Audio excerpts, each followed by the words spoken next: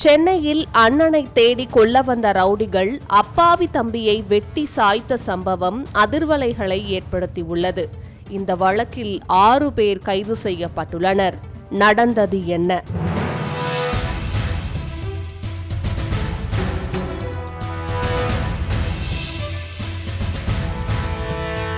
Meenakshi Faculty of Yoga Science and Therapy, BSc and MSc Yoga. Apply now. Chennai RK Nagar Karumariamman Nagar பகுதியில் வசித்து வருபவர் தர்மா. Centring வேலை செய்து வரும் இவர் தனது நண்பர்களுடன் நேற்று முன்தினம் நள்ளிரவு வீட்டின் அருகே மது அருந்தியுள்ளார். அப்போது அங்கு வந்த கும்பல் ஒன்று தர்மாவை சரமாரியாக வெட்டிவிட்டு தப்பி ஓடி உள்ளனர்.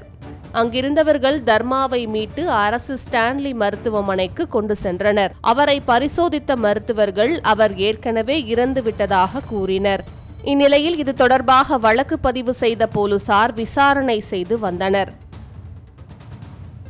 ஆர்கே நகர் போலீசார் மற்றும் வண்ணாரப்பேட்டை துணை ஆணையர் தனிப்படையை அமைத்து குற்றவாளிகளை தேடி வந்தனர். இந்த சூழலில் தர்மா கொலை வழக்கில் அதே பகுதியை சேர்ந்த ஜெகநாத் யாதவ், சீனிவாசன், முண்டகன், பாலாஜி, தமிழ்ச்செல்வன், கேசவன் ஆகிய 6 பேரை கைது செய்தனர்.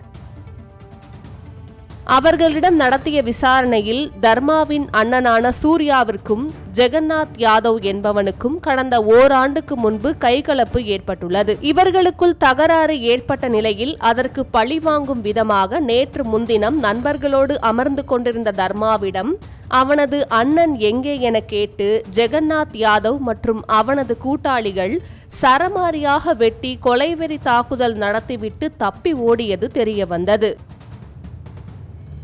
இதையடுத்து கைது செய்யப்பட்ட 6 பேரும் நீதிமன்றத்தில் ஆஜர்படுத்தப்பட்டு பின்னர் புழல் சிறையில் அடைக்கப்பட்டனர்.